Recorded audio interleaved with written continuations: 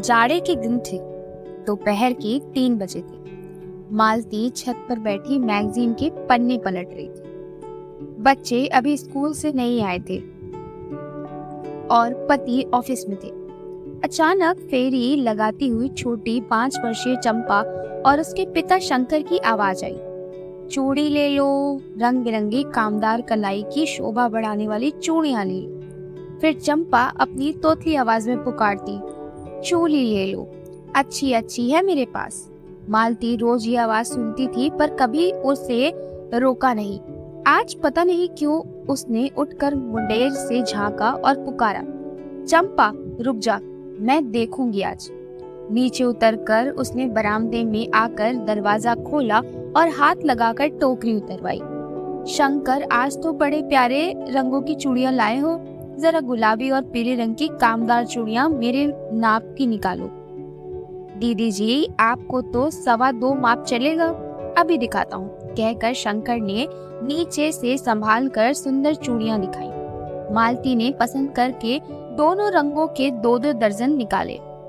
40 रुपए पाकर शंकर खुश हो गया। कहने लगा, आज दीदी जी बिल्कुल भी बिक्री ही नहीं हुई थी। मैं सोच रहा था कि आज तो फाके करने पड़ेंगे और आपकी वजह से रोटी का इंतजाम और अपनी चंपा के लिए कर पाऊंगा। जब से इसकी माँ इस दुनिया से गई है, मुझे इसकी बड़ी चिंता रहती है। जी रहा हूँ तो बस इसके लिए, वरना पार्वती के बिना जिया नहीं जाता। कहते कहते उसकी आंखें भर आई। तुमने बताया नहीं शंकर, तुम्हारी बीवी को क्या हुआ था? क्या बीमार थी? मालती ने पूछा। हाँ दीदी जी, उसे मलेरिया हो गया था। गांव में ठीक से इलाज नहीं हो पाया और शहर लाने के पहले ही चल बसी, शंकर ने भरी आवाज में कहा। इस बीच चंपा सब कुछ चुपचाप सुनती हुई टोकरी सजा रही थी। कभी मालती को देखती तो ऐसा लगता जैसे कुछ कहना चाहती है पर कह ना पा रही थी। चंपा, तेरे लिए दादियों ने गुड़िया दी है, ठहर मैं अभी लाती हूँ, कहते हुए मालती अंदर चली गई। जब बाहर आई तो उसके हाथ में एक दुल्हन के कपड़े में सजी गुड़िया थी। चंपा को देते हुए उसने कहा, लो चंपा, इसे अपने पास रखना, यह अब तेरी गुड़िया है। चंपा ने गुड़िया लिया और मुस्कुरा दिया। मालती को अचानक लगा जैसे कई फूल एक साथ खिल गए हो। इतनी प्यारी थी उस नन्ही सी जान की मुस्कान। अच्छा दीदी जी, अब कभी नए डिजाइन की चूड़ियां लाऊंगा तो आपको पहले दिखा दूंगा, लेना न लेना आपकी मर्जी। चल चंपा, आगे चले, भगवान चाहेंगे तो अच्छी बोनी के बाद थोड़ी और बिक्री हो जाएगी। शंकर ने कहते हुए टोकरी को सर पे जमा लिया। चंपा ने एक हाथ में गुड़िया पकड़ी और दूसरे हाथ में पिता का कुर्ता थाम लिया। शाम को पति के आने पर उसने चूड़ियां दिखाई तो विनय ने कहा, और रंगों के ले लेती। मैं चाहता हूँ तुम्हारी कलाइयां हर रोज रंग बिरंगी चूड़ियों से भरी रहे। आजकल की औरतें तो खाली हाथ रहना चाहती हैं। भाई मुझे तो बिल्कुल पसंद नहीं। अंजू और मंजू ने भी पिता की हाँ में हाँ मिलाते हुए कहा, माँ तुम रोज नए नए रंग की साड़ी के साथ मैचिंग चूड़ी पहना करो, बहुत अच्छी लगती हो। अंजू 11वीं में पढ़ रही थी और मंजू 8वीं में। पास ही में उनका स्कूल था, पैदल ही चली जाती थी। विनय का ऑफिस दूर था पर प्राइवेट कंपनी होने के कारण चार्टर्ड बस में आने जाने की सुविधा थी। विनय के विनम्र स्वभाव के कारण उनके बॉस उन्हें बहुत पसंद करते थे। करीब 2 हफ्ते बीत गए। फिर एक दोपहर कुछ सिलाई के काम के लिए मालती छत पर बैठी थी। अचानक किसी की आवाज आई, चूड़ी ले लो, चूड़ी ले लो, अच्छी अच्छी लाई हूँ, चूड़ी ले लो। मालती ने नीचे गली में झांका तो देखा कि चंपा एक छोटी चूड़ियों की टोकरी सर पर उठाए चल रही थी। मालती ने पुकारा, रुक जा चंपा, अभी आती। मालती ने बाहर का दरवाजा खोला तो चंपा झट से उसके पास आ गई। टोकरी उतरवा कर मालती ने पूछा, तेरे बापू कहाँ रह गए? तू अकेले क्यों आई है? इतना कहना था कि चंपा उसके गले लिपटकर रोने लगी। बापू मर गए दीदी, गाड़ी के नीचे आ गए। मालती की आंखें भी भीग गई और उसने चंपा को चुप कराते हुए कहा, रो मत चंपा, मैं सब कुछ ठीक कर दूंगी। तो बैठ, मैं तेरे लिए बिस्कुट और शरबत लाती हूँ। चंपा को बिस्कुट और शरबत देते हुए मालती ने पूछा, चंपा अब तो किसके साथ रहती है? मीला कोई नहीं है, तुतलाती आवाज ने उसने बोला। माँ की तो मुझे याद भी नहीं है, अकेले झुग्गी में रहती हूँ।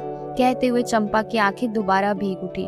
क्या तुम्हारा कोई रिश्तेदार नहीं चंपा? मालती ने उसकी आंखों से ढलते आंसू को अपने आंचल से पोंछते हुए पूछा। नहीं दीदी जी, बापू था मेरा और कोई नहीं है मेरा। रात को अकेले सोते डर नहीं लगता? रात को मैं सोती ही नहीं हूँ, बैठी रहती हूँ। दिन में ठेला लगा लेती हूँ और खाने का क्या करती हूँ? थोड़े पैसे बापू ने मेरी शादी के लिए छुपा रखे थे, उन्हीं से डबल रोटी और चाय पास की दुकान से खा लेती हूँ। छोटी सी चंपा की बातों को सुनकर मालती की आंखें भर गई और उसने झट चंपा को गोद में बिठा लिया।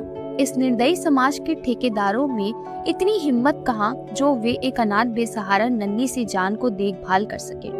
बेचारी ने कितने दिनों से घर का खाना नहीं खाया था। कैसे लोग रहते थे उसके आसपास जिन्होंने इतना भी नहीं सोचा। आज के लोग मनुष्य कम पशु ज्यादा लगने लगे हैं। किसी को खुद के सिवा किसी की परवाह ही नहीं है। धिक्कार है ऐसे समाज पे, उसमें रहने वाले खुदगर्ज लोगों पर। अनायास ही मालती चंपा के गोद में हिलाने लगी थी और उसे इसका आभास भी नहीं हुआ। सोचते सोचते और यूं ही बैठे बैठे शाम हो गई। बच्चे भी स्कूल से आ गए। चंपा गोद में ही सो चुकी थी। उसे अंदर सुलाकर और उसकी टोकरी रखकर मालती ने बच्चों को उसके पिता के बारे में बताया तो दोनों के साथ बोल पड़ी। माँ, तुम इसे अपने पास ही रख लो। समझ लो तुम्हें 2 नहीं 3 बेटे हैं। और हाँ माँ, यह हमारे साथ स्कूल में भी पढ़ेगी। मैं मैम से बात करूंगी, अंजू ने कहा। मालती को लगा जैसे उसकी मानसिक गुत्थी बच्चों के प्यार ने मिलकर सुलझा दी। वह खुद भी यही चाहती थी। इतना सोच कर ही तो छोटी सी बच्ची को अपने साथ ले आई और उसने अपने हाथ से उसे अच्छा खाना खिलाया। लेकिन इतनी बड़ी बात वह पति की राय के बिना तय नहीं कर सकती थी। बेसब्री से विनय का इंतजार करने लगी। आखिर घड़ी ने 6:30 बजा दिए। दरवाजे की घंटी बजी। मालती ने दौड़कर दरवाजा खोला और पति का ब्रीफकेस संभालते हुए चाय लाती हूँ कहकर अंदर आई। जब चाय नाश्ते के बाद धीरे धीरे मालती ने विनय को चंपा के बारे में सब कुछ बताया। विनय ने सारी बातें सुनी और फिर मालती से कहा, तुम अच्छी तरह सोच लो मालती, पालना तो तुम्हें ही है, मुझे कोई ऐतराज नहीं है। आखिर इंसान की बच्ची है, लोग जानवर पालते हैं तो क्या हम एक ऐसी छोटी सी मासूम नन्ही बच्ची को नहीं पाल सकते? मैं सोचूंगा कि भगवान ने मुझे 3 बेटियां दी हैं। मालती ने उठकर पति के पैर छू लिए। उनकी बातों से उसका दिल भर आया था। भगवान ने उसे ऐसा समझदार पति दिया था जिसके लिए वह सदा आभारी रहेगी। पति के सहारे, सलाह और मदद के बिना वह चंपा को गोद लेने का निश्चय नहीं कर सकती थी। करीब घंटे बाद अचानक चंपा की नींद खुली तो उसने खुद को मंजू के पास पाया। घबरा कर उठती हुई उसने पुकारा, दीदी जी गलती हो गई, मैं सो गई। अच्छा, अब घर जाती हूँ। मालती ने उसे गोद में उठा के कहा, नहीं चंपा, अब तो कहीं नहीं जाएगी। मैं तुम्हें हमेशा के लिए अपने पास अपनी बेटी बनाकर रखूंगी। चंपा बोलती है, अच्छा बेबी जी, मैं दीदी के पास रहूंगी। कहते कहते चंपा हंसने लगी और उसकी मधुर गुंजन पूरे घर में सुगंध की तरह फैल गई। ये एक इंसानियत थी। इस कहानी ने दिखाया कि इंसान इंसान की मदद कर सकता है। एक माँ की ममता कहीं पर भी खाली नहीं जाती। और उस औरत ने उस छोटी सी बच्ची नन्ही सी जान को अपना कर दिखा दिया कि इंसानियत कितनी बड़ी चीज होती है।